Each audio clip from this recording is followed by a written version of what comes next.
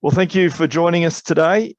This session is around the Salesmatrix Datacube. The people online, in theory, have been long-term users of this product. So if this session does stay as small as it is, feel free to connect your audio and ask away questions as we go. The next, it's not an hour, I think we've got 45 minutes scheduled, but happy to take up to an hour if people want to stick around, is about using Salesmatrix and for the key underlying premise of the product, which is around growth is a formula of acquisition plus retention plus attachment. We're not going to necessarily help you with the acquisition of new customers, but we will help you and focus around the retention and attachment of additional revenue within your customer base. It'll also, for those using SWOT, will explain, I guess, the interaction between Salesmatrix and SWOT and where one finishes, the other one starts, etc. Effectively, drilling in, this is the agenda. We're going to look at the retention and attachment pieces, looking at how to review your key opportunities. Janice, if you could just turn your microphone off, that'd be great, please. I'll do it for you. Refine your groupings within your ERP system. I think most of the people on the line so far are actually on Attache. We can talk specifically to that. Use assessments to dynamically group your customers within the Salesmatrix Datacube, and some ideas around how you can free up cash flow by identifying slow-moving stock and identifying the customers that you might target with those stock offerings. So just before we start, if you're not familiar, support's available in Australia and New Zealand through Salesmatrix, which is the company that I run. We basically have a website, salesswot.com, email address support@salesswot.com.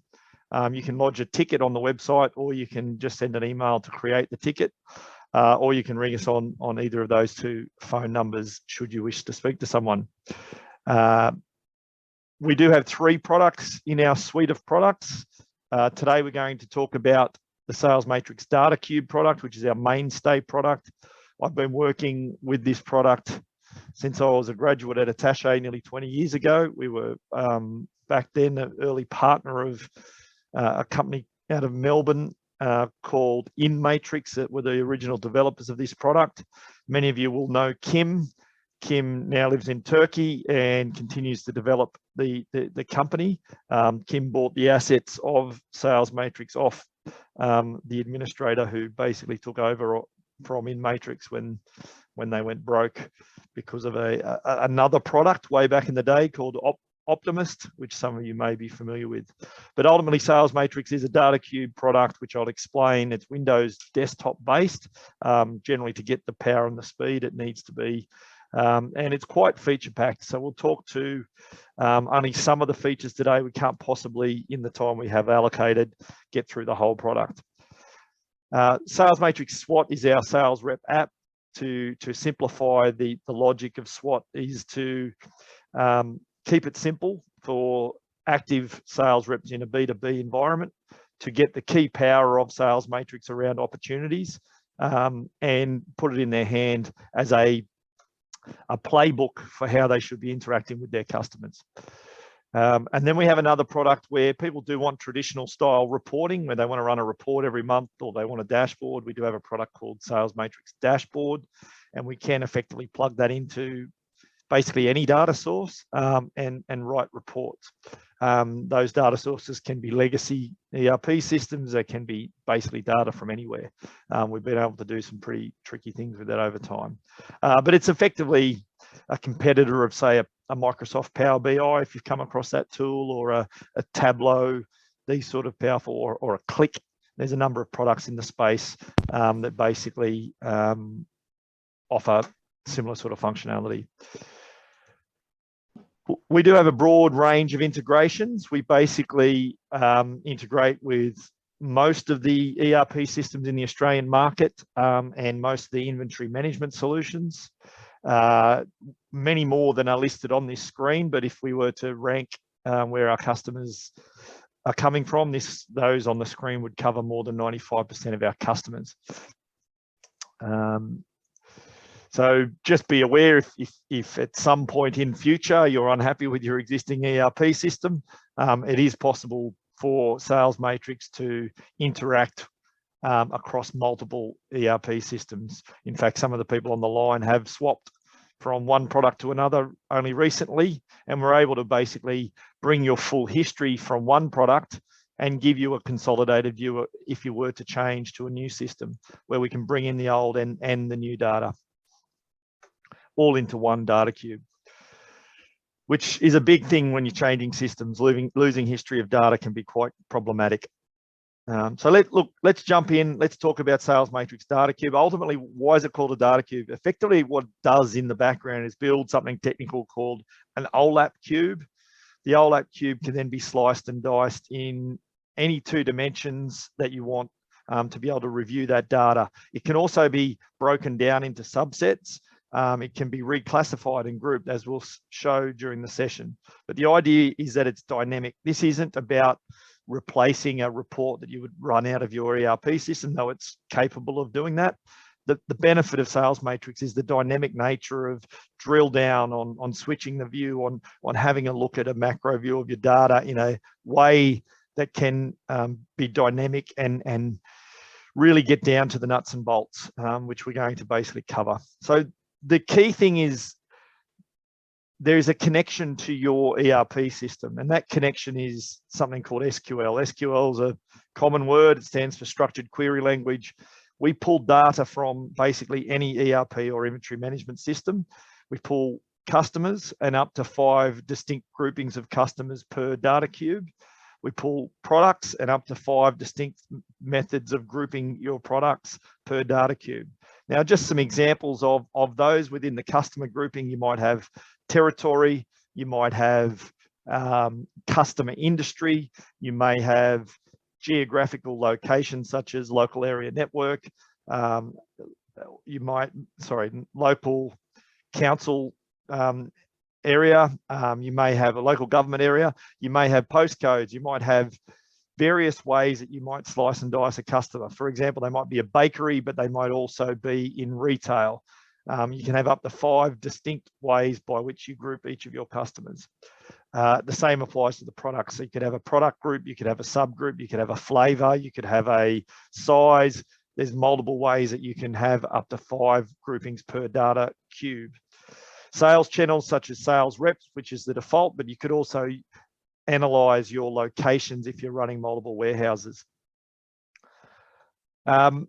We then pull in the transactions and all the information about the transaction. So those transactions typically will have a date, a quantity, a price, a margin, etc. So we will pull in all that data into the data cube and then basically give you the ability to analyze it.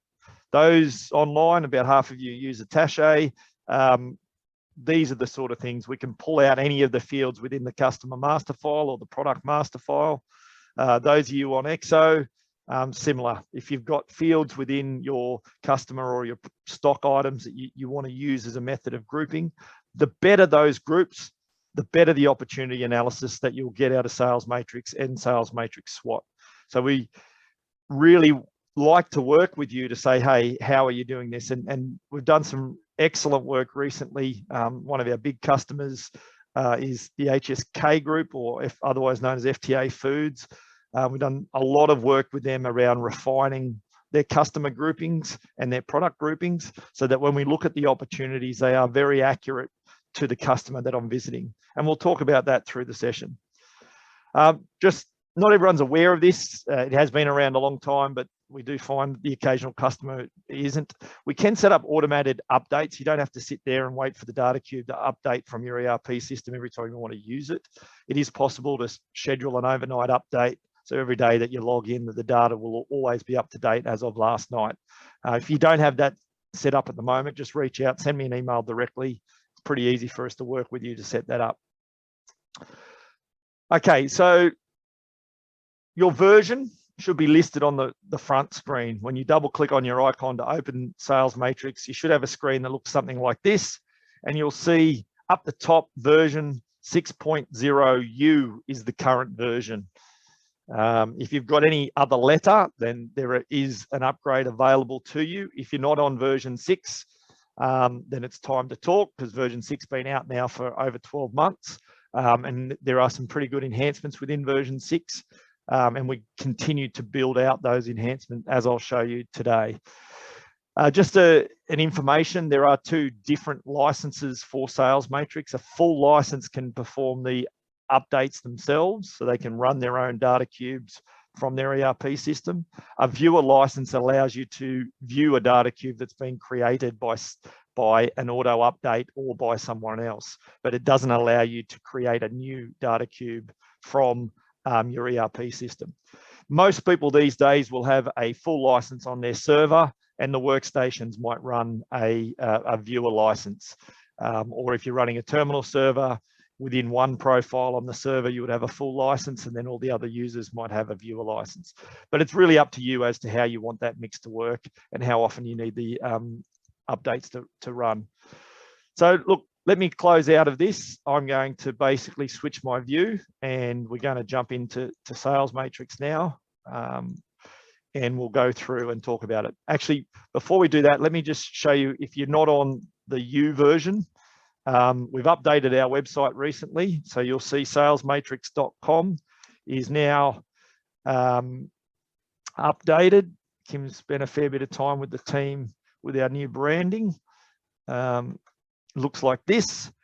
To get the latest version is under the downloads.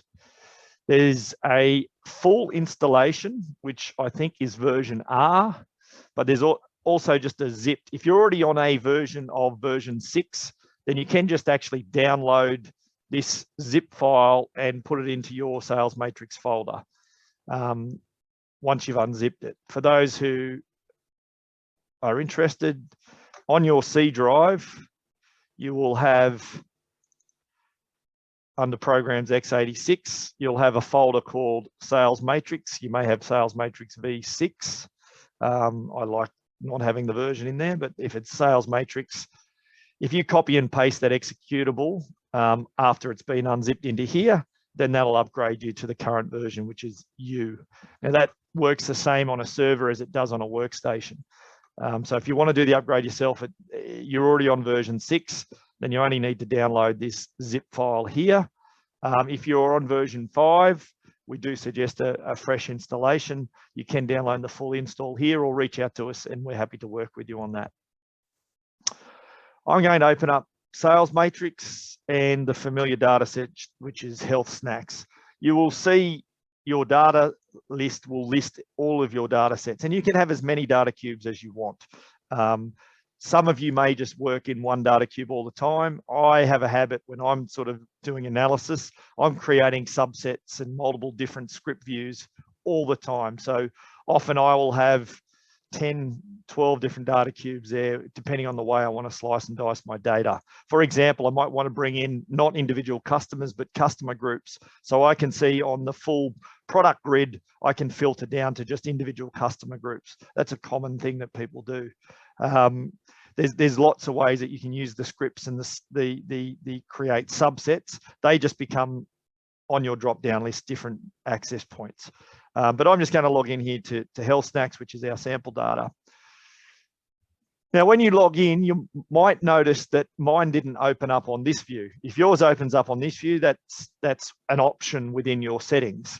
This view is our first attempt going back probably a decade ago about trying to simplify Salesmatrix down for the average sales rep to understand. We set about creating a plain English access point to Salesmatrix.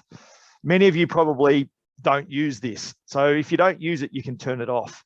But an interesting thing I will bring to your attention, you may not have recognized, is on the right, if you do have the navigator, which is this little compass icon at the top, this is a good way to have a look at a macro level on how you're performing. It will default to all revenue, year-on-year comparison, and it will give you a traffic light on how you're going, all your key metrics.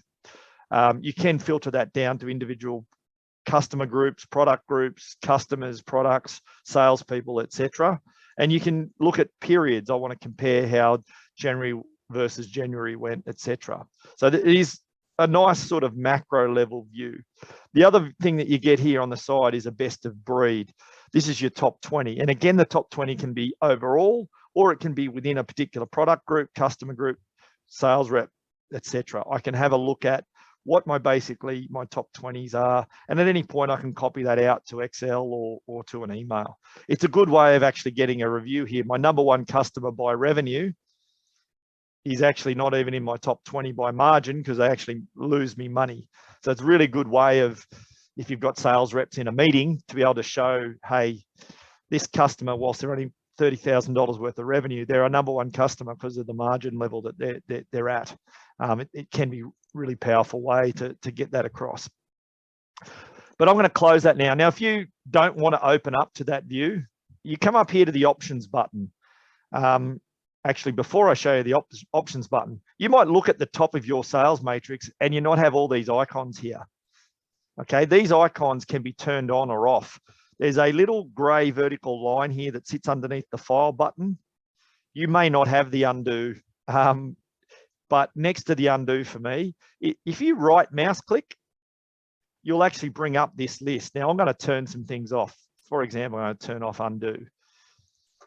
So your list of icons will potentially be different to mine. I always, and it's my preference, I like to turn all my icons on. Now, all of these icons are available through the menu that sits up the top here. So my debate with Kim and the other product guys is they don't think we need to show all the icons because you've got all access to those at the top here. I tend to be the sort of person who likes to have the icon there to remind me about, you know, the sort of features and functions that are available. Okay, so that's tip one, turn on your icons. If you're on version 6, you'll notice there's 3 extra icons down here. These were added to version 6, not only the icons prettier and newer, we've got 3 extra icons. Historically, navigating the grid, I'd always teach my customers to right mouse click anywhere in the grid, and right mouse clicking would bring up this menu. What we've done, because of touchscreen devices becoming more prevalent, I'm on a Microsoft Surface here at the moment. I tend to use the touchscreen a lot more than I used to in the past, which means we've brought in icons to make the touchscreen more effective. So what you'll see here is you'll see that I've got these same shortcuts that I have here, but they're now accessible via these 3 icons. For example, I've defaulted to a customer by period view here. If I want to change the axes, i.e. my customers or periods, I can change to products by period, customers by period, salespeople by periods. You'll also see that the Datacube is defaulted to the last 12 months. Under that same button, I can go down to periods and I can change to all periods. In this case, I'm bringing in 2 years. You can, with Salesmatrix, bring in any period of time, as long as the data exists somewhere. We had a client the other day who had accidentally deleted all their Attache data up until the end of financial year and wondered why Salesmatrix was no longer bringing in history. Well, if you're running Datacubes off a particular data set, it needs to have that data within the data set. We can consolidate data, and that's something that we do really well these days. Is we've got multiple ways to consolidate data. If you do have disparate data across different data sets, talk to us and we can help you basically consolidate even across ERP systems, as I mentioned before.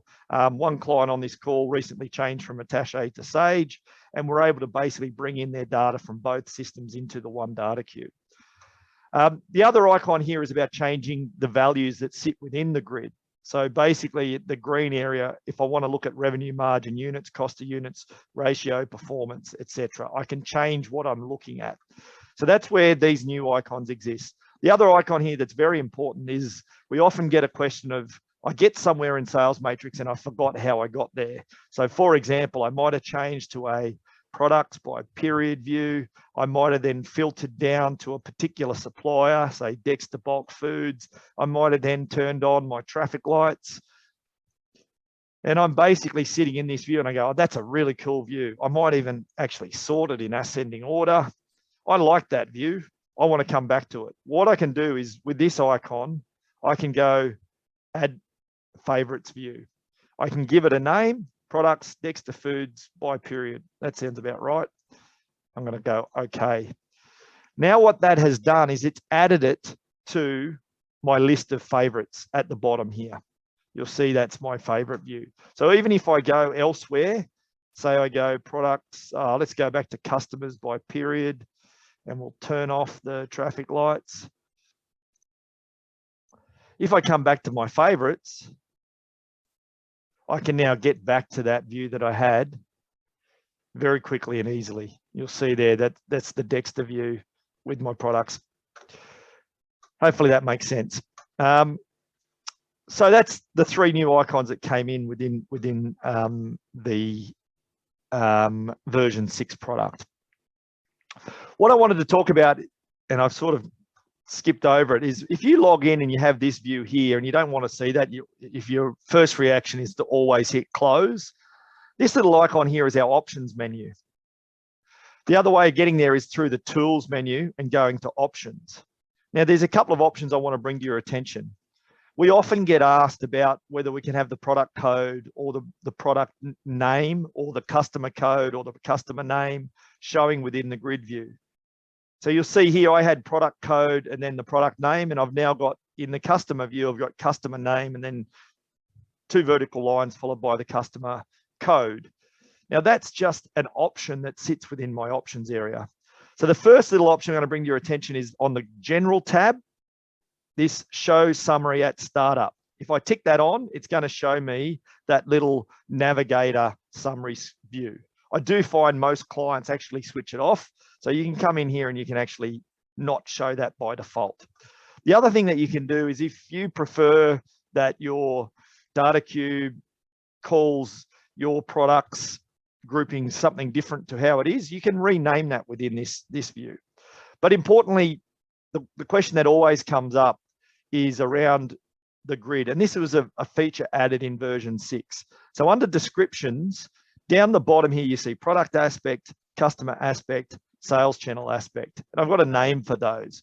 If, for example, you prefer to call them items rather than products, you can rename it there. But then how it actually shows in the grid is then your choice. You can show name, you can show code, you can show name and code, you can show code and name. So it's a setting that you can accept.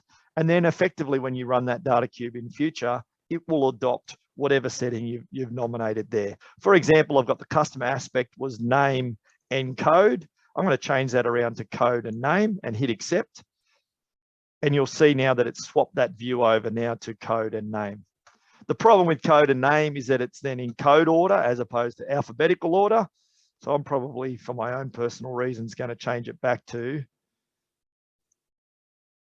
name and code. And I just hit refresh to refresh that, and you'll see that it's swapped back to name and code. So that's a nice little feature.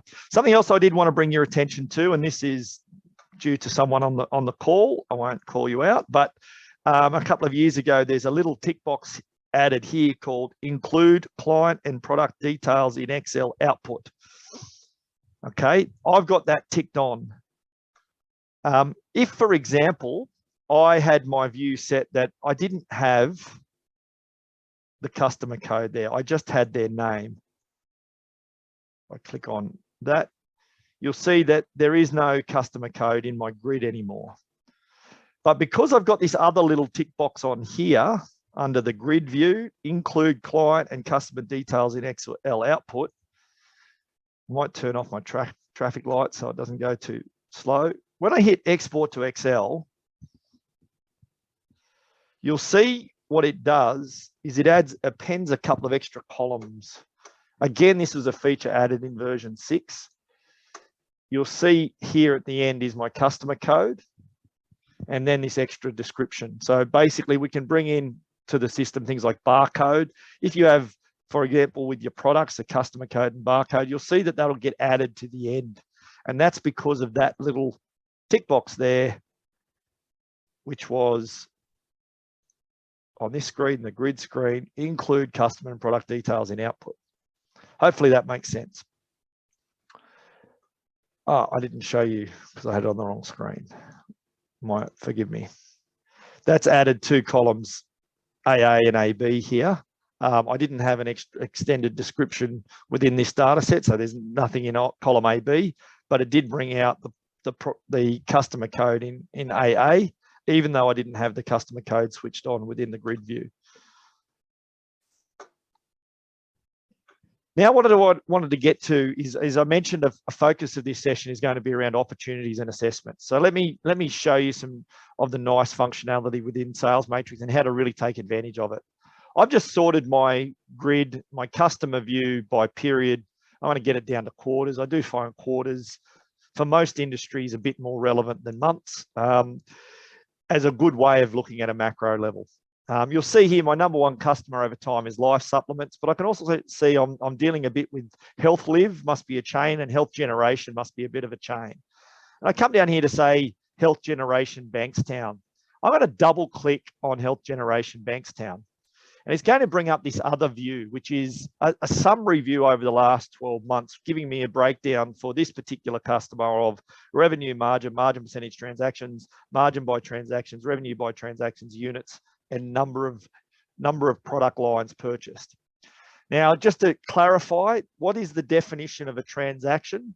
A transaction is a customer buying something on a date. A transaction is a per date definition. If the person has 2 invoices in a day, we actually don't count it as 2 transactions within Salesmatrix. So you may find that the transaction number doesn't necessarily align to the number of invoices if for whatever reason there are multiple invoices on the same day. Just to provide some clarity around that. The other thing is your margin per typically your invoicing within your ERP system. Now, if that is wrong because you aren't accounting for landed cost, those sorts of things, then it will be wrong coming through to Salesmatrix. That doesn't mean we can't make it correct. Generally, we like to get it correct at the source, being your ERP system, but we can do some tricks and add some formulas within the Salesmatrix solution. So, for example, if you want to account for things like sales reps commission, the raw margin within your ERP system may not account for it, but you might say, hey, we want to add 2% to our cost of sales because that might be paid in sales reps commissions that we don't account for in our margin. Or more commonly, you may have certain product groups that you want to account for rebates on. You may do that within the script coming into Salesmatrix so that the margin is more reflective if you want to. If that's something of interest, just reach out and happy to help you with that. This intelligence screen is my favorite part of Salesmatrix. It's really the thing I think that I can get the most value out of when I'm talking with clients and helping clients as we do on a regular basis. The category comparison is about this cross-sell opportunities. So I'm looking here at Health Generation Bankston. These are products that basically other people within the Health Genesis group are buying that these guys aren't buying. And I can see there's a frequency of purchase in the way that it's been sequenced. So the brewer's yeast 5 kilos has been bought 55 times over the last couple of years by the Health Genesis group.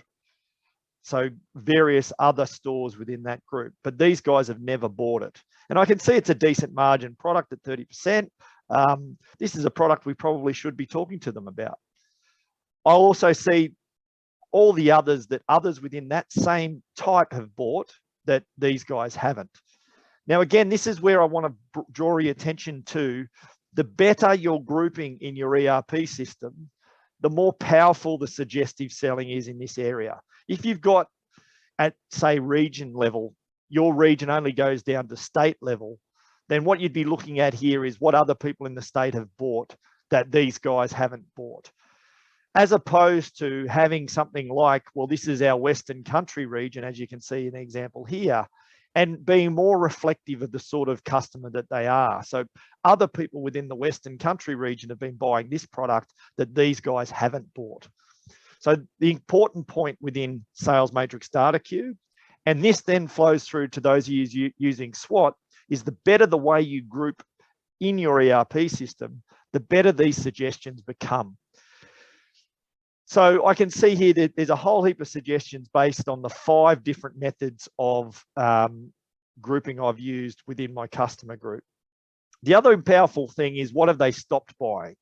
Now, some of the things that they've stopped buying, of course, are going to be deleted lines, but it'd be great to see that in here if they're not deleted lines. And in a lot of cases where there are deleted lines, you want to make sure that they're buying the replacement product. And so this can be a good identifier for that. But here's an example that this customer has not bought these products in the last 6 months. And you can see here I can toggle. The difference with those of you using SWOT comes hard-coded with what that period of time is as to when they stop buying, right? Within Salesmatrix, I can toggle between, well, they haven't bought it in the last month. They haven't bought it in the last 2 months, 3 months, 6 months, 12 months. So I can define based on the sort of products that I'm selling. If I'm selling fruit juice, then 12 months is probably not that relevant. But if I'm selling longer items in cans or something that may have a longer life cycle, then effectively 12 months might be more relevant to our product suite. I'm often with clients looking at the 3 and 6 months stop buying. What have they not bought in the last 3 months or 6 months that they have previously bought? And when I say previously bought, I mean within the last 2 years, because this Datacube is only over the last 2 years. So when we're looking at that growth equals acquisition, which we're not going to help you with, but retention, this is really where retention comes in. Being able to identify where you're potentially losing sales within your existing customer base because they're buying it from a competitor, or the shelf label has fallen off, or they've found an alternative that basically is within your customer mix, within your product mix, that maybe they thought was just as good, but potentially isn't. So this is all about identifying that retention capability. The other thing, so we talked about category comparison. So what are people buying within the same group that these guys aren't buying? The other way of looking at things is what I call the Big Mac. When you go to McDonald's know that 83% of the time you buy a Big Mac, you're going to buy fries and a Coke with that. That's called a market basket. There's a direct correlation between a Big Mac, fries, and a Coke. Within every customer, there's some level of correlation between your products. And I've just run the market basket analysis for this specific customer. And it's suggesting one very obvious product that this customer has never bought from us, that they probably should be buying from us, which is the New Grow Glucose Powder 1 kilo. And these are all the products that it's associated with. So based on the fact that they buy these products, they really should be buying this product. So I can see here with confidence level how often that happens. So I can see that I've sold 46 times this New Grow Sleep, and 15% of the time across my customer set, they buy both these products together. So what it's doing is it's highlighting this correlation percentage. So 20% is 1 in 5. So that's not strongly correlated, but you'll find within your customer set, within your product set, there will be direct correlations that are more powerful than others. And that's a great opportunity for that last piece, which I keep talking about, which is attachment.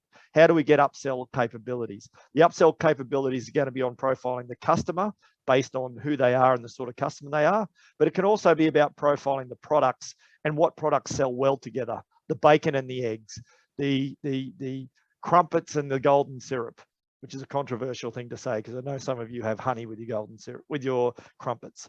But the example I always give, and forgive me if you've heard this many times before, but Walmart a number of years ago did analysis of the market basket. And one particular analysis blew them away, which was the item most correlated with what they called diapers. The number one most correlated item with nappies in Walmart in America about 7 to 8 years ago was beer. So when they really drilled in and they tried to work out how that was, so often it was the partner coming home on their way from work, getting the phone call saying, hey, can you pick up some nappies on the way home? The partner calls in. Whilst they're there, they pick themselves up a 6-pack. And those two were very correlated. So Walmart started to take advantage of that by positioning their 6-packs and their nappies near each other. A correlation that may not have seemed obvious, but a correlation that was absolutely directly beneficial to their revenue. The other areas here is knowing what are the top products for your customers. These top products are the ones that you've got repeat purchases on and will help you with retention. These are the ones with your top customers you've got to make sure that you're keeping regular stocks of, that these are the products that are important that aren't going to be short stock on. You can always see when the last sales were made, and it's a date in reverse order. So this is an old data set, but you'll see 2020, December 20 in this case. Now, I've talked about this from an individual customer perspective, and many of you will already know that Salesmatrix got this capability. What I've found over the last few months is a lot of people go, yeah, but how do I find all those opportunities across all my customers? And they don't know that that is something that's available within Salesmatrix. If I come up to my tools menu, you'll see here there's a couple of outputs, which is my opportunities reports. So I can actually run a macro level view of that particular, rather than me coming in and double clicking on life supplements and going to the intelligence and going to the category comparison and coming into health generation and going to the intelligence and going to the former products purchased, etc. What it will do is the settings that I have in place here. So see here, I've got 3 months as my setting. It will do on a macro level based on what I select. So under opportunity reports, you'll see down here this report options. I can actually come in here and I can basically specify what my options are. So I don't want to get too complicated, but it's going to output to a file. That's fine. If I want to output to Excel, which ultimately I'm going to do, I can specify that. You'll see here that I can have a maximum number of items shown. So basically, how many opportunities per customer is relevant. There's also the idea of what confidence level do I want to use for my opportunities. Now, 15% might be a bit low. So just explaining what I've now done is my confidence level on a market basket is when I sell my Big Mac, 1 in 4 times I also sell my Coke. That would be the confidence level at 25%. So I can set those confidence levels. I can set the minimum significant number of transactions that go into making. There's some really powerful things I can do here with my percentages, with my standard deviations. I'm not going to go into all the settings. My point is to show you that once I've got those settings in place, I can then come in and run the opportunity report either by customer or by product. When I do that, I can output it for all customers, for an individual customer, or I can do it for a particular group of customers. For example, my chemists. So in this particular example, I'm going to output all the opportunities for my chemist groups. Now, this takes a bit of analysis. As you can imagine, there's quite a bit of calculations that go into this. But just think what it's doing is every one of those little drill downs that I just did on the customer, it's now going to basically put them out onto one Excel spreadsheet. Now, why would I do that? Well, what we find is sales managers, particularly those of you who are using SWOT as well, it's a great way to basically have a conversation with your reps. You might want to put out all the opportunities for an individual rep, or you might get your monthly sales meeting and put out all the opportunities and actually put it up on a page rather than going customer by customer. Let's go through and analyze based on the best opportunities, which this will give you the opportunity to identify because it will give you the percentages within the Excel spreadsheet. And we'll see that in a minute. This will take a few minutes to run through, but you can imagine, as I said, the number of calculations that are going into this is quite large, and it is outputting them basically into an Excel spreadsheet that I then have the ability to use further. Now, I can with this, I can do it from a customer perspective, which is what I'm doing here now. I can also do it from a product perspective.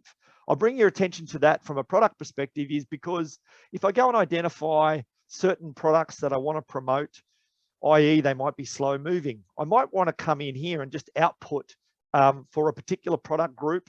I want to output all the opportunities of the customers that have stopped buying this particular product, or the customers where there is a market basket opportunity to sell this product.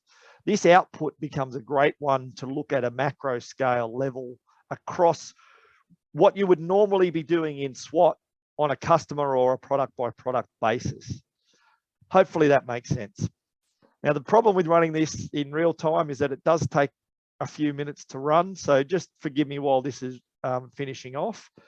It will output shortly. I've timed it before the session so that I thought I would talk throughout it, but I didn't. Just while that is running, just to sort of save some time, I wanted to open it up to see if anyone had any questions at this point, anything that they would like me to clarify just while I'm saving that out. Do unmute yourself and ask a question if there are any questions, or use the chat window and I will pick it up. No? Okay. It's still there. The opportunity is there. If you do want, we can basically circle back on that in a minute.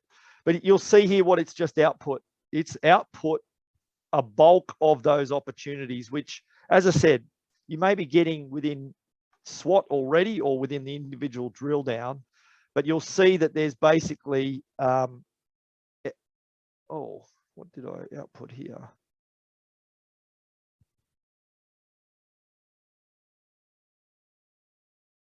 I might have output the wrong report, have I? This was not what I was expecting.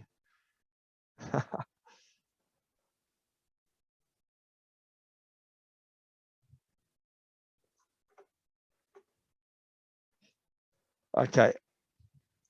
It's not what I was expecting, because when I set my options up, I didn't have the right options listed. You'll see here, there's some tick boxes. So basically, I didn't tick all the boxes for the ones that I actually wanted it to do. I'm not going to go through that process again, but you'll see there that by ticking those options, it will output more details.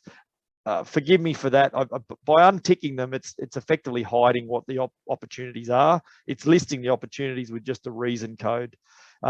If I have actually these boxes ticked, it'll actually tell me what the reasons are. It'll even provide a dollar value or a percentage confidence level against each of those.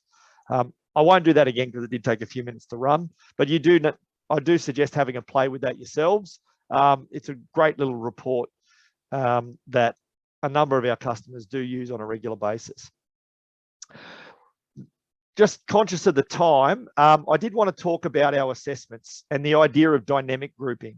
So we talked about before that within the script, you can pull out specific groupings from your ERP system, but you may have groupings that you might want to do on a dynamic basis. Now, you could use this button here, which is my ability to come in and create my own categories. I can reallocate, at the moment I'm bringing out type, region, demographics, from even margin percentage from my ERP system. I could do that. I don't recommend creating your own groups like that within Salesmatrix, but I do recommend creating dynamic groups. You'll see here I've already got one called CrossSell. Now, that's come from a category comparison. So you can see here, customer to item, CrossSell. So what I can do with this assessment is this option to store it as a category, which I've already done, and it's called CrossSell, but I'll do it again.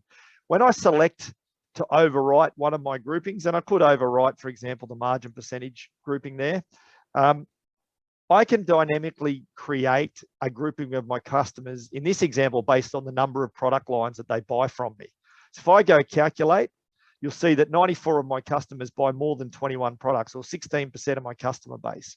If I want to see who those customers are, I just simply come out to CrossSell, and I've now got more than 21 products as a dynamic grouping of my customers.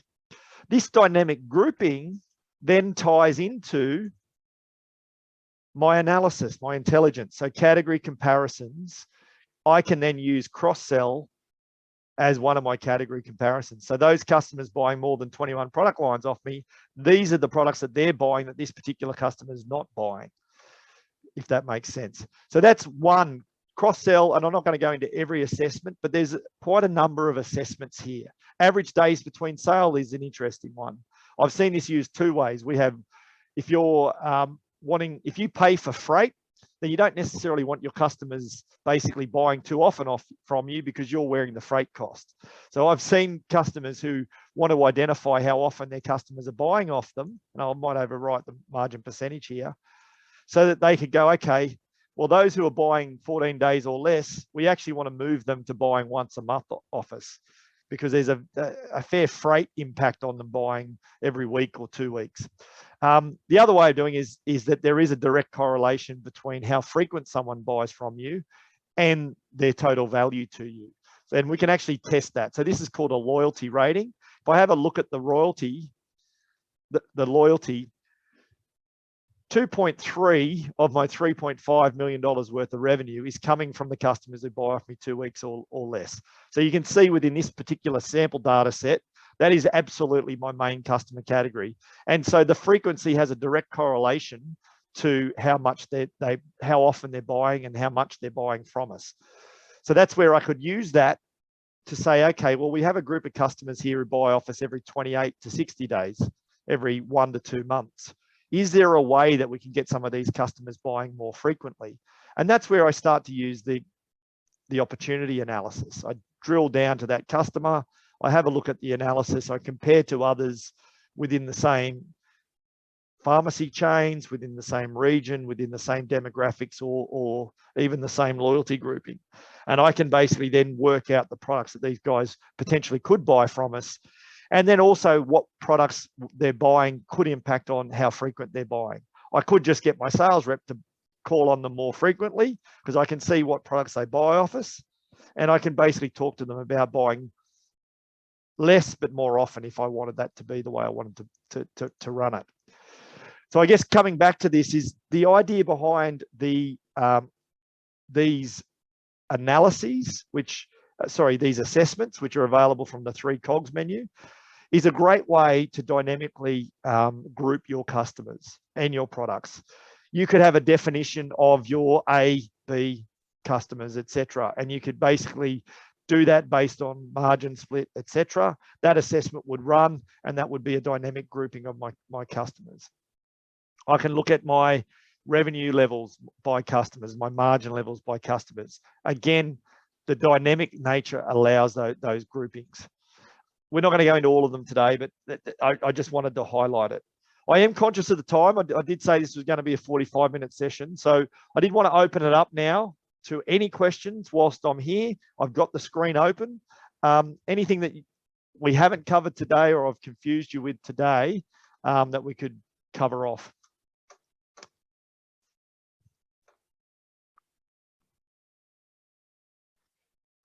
Anyone put anything in the chat? Nothing in the chat. Everyone's on mute. I'll give you another. Adrian. Can you hear me? Yes, I can. Great. Just, I had a query regarding data historically. So if you were to go through now and rechange some groupings, does that then does all those groupings continue from the moment you change it, or will it then go back to the historical data and rejig them into those new groupings? Whichever one you want. So basically Right. Both is possible. What most people do is the groupings are as at now, not retrospective, right? So I think you're using Attache. So if you were to go in and say, change the customer category or something like that, then the next update would bring through that method of grouping, would be within your standard script. But some people do like it to be dynamic, particularly around, say, the sales rep that's involved. So you may want to know the sales rep in one data cube that is the sales rep for the customer now. In another data cube, you may want to know who was the sales rep at the time.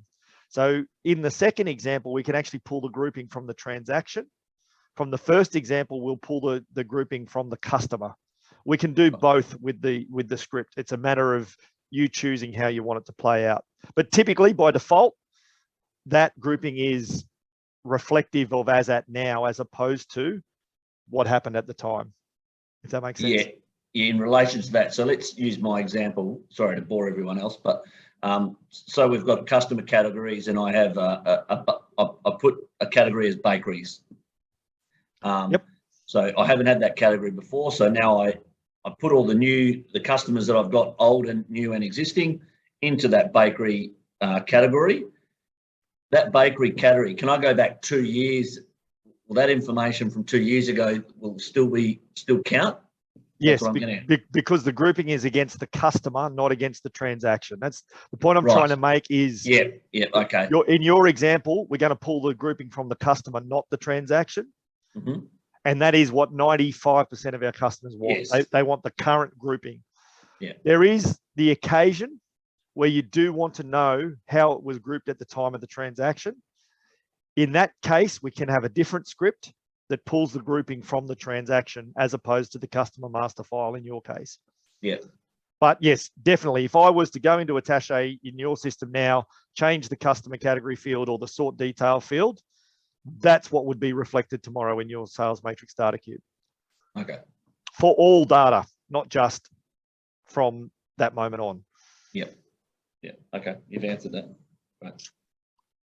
Just a question from Elaine. Yeah, Elaine, I will make the videos available. I'll post an email out to everyone of the recording of this session and tomorrow's session, which I will just highlight to wrap up. Is basically there is a session tomorrow on SWOT, same time, same bat channel. It should only be a half an hour session because it won't cover. There's not as much detail within SWOT. It is available from the same place. You would have got the same email for this session. You'll see the SWOT session. And feel free to invite all your sales reps on that because it won't be a overly technical session to explain where the data comes from, though we'll do a little bit of that. It's more about how to use it as a playbook when you're about to visit or call on a client. So very much a rep perspective, if that makes sense. In terms of using, like you've shown us a lot of these new icons, which I didn't have, I've just all put up on there now. Is there to be honest, I haven't used the help function on there much.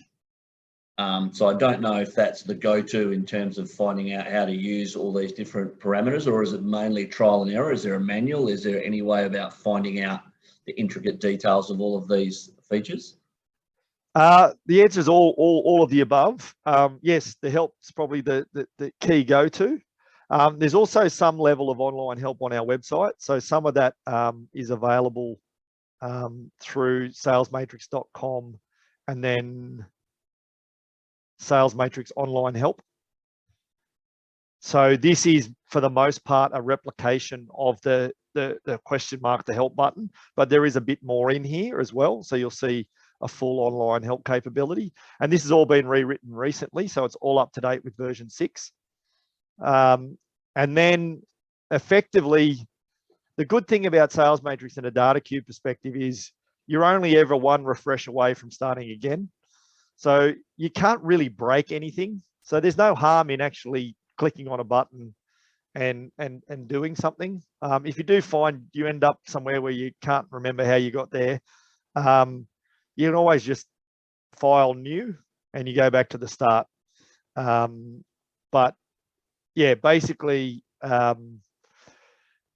in answer to your question, Adrian, it's all of the above. The help, the little question mark within the application, if you go to salesmatrix.com and the support, I'll show this on my screen just so you've got it. Share. So this is salesmatrix.com. Under support is Salesmatrix online help. If you're using SWOT, there's also SWOT online help is available, and that's all been updated recently.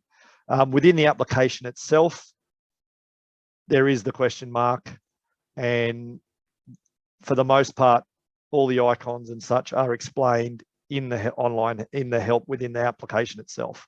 So each of those icons, etc. Yeah. And then, as mentioned at the start, anything else, feel free to ask questions of my team, support@salesswot.com, or via our local website, which is SalesSwot.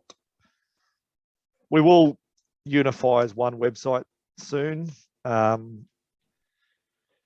There's just a lot more because we sell Salesmatrix all the way around the world. There's just been a lot more internationalization of this website recently, so we haven't got it all up there, whereas this site is already internationalized. You'll see a support request little tab on the right here. You can just come to the website and hit a support request, or from the menu at the top it had a support request as well. So email support@salesswat.com, go to the website, salesswat.com, or yeah, give us a call as per the numbers given at the start. On that note, I might end it there. Feel free to send me an email with any follow-up questions, anything that you want help with, let me know. We're here to help. We've got, lots of different clients across different industries, and often having a little one-on-one session can be a great way to explain what we've done with some of those other clients recently, and might spark some thinking around how you might get better use out of our tools. But at that point, thank you for your time. And yeah, for those who are going to join us tomorrow, we'll see you tomorrow. Thanks, Matt. Good on you. Cheers, guys.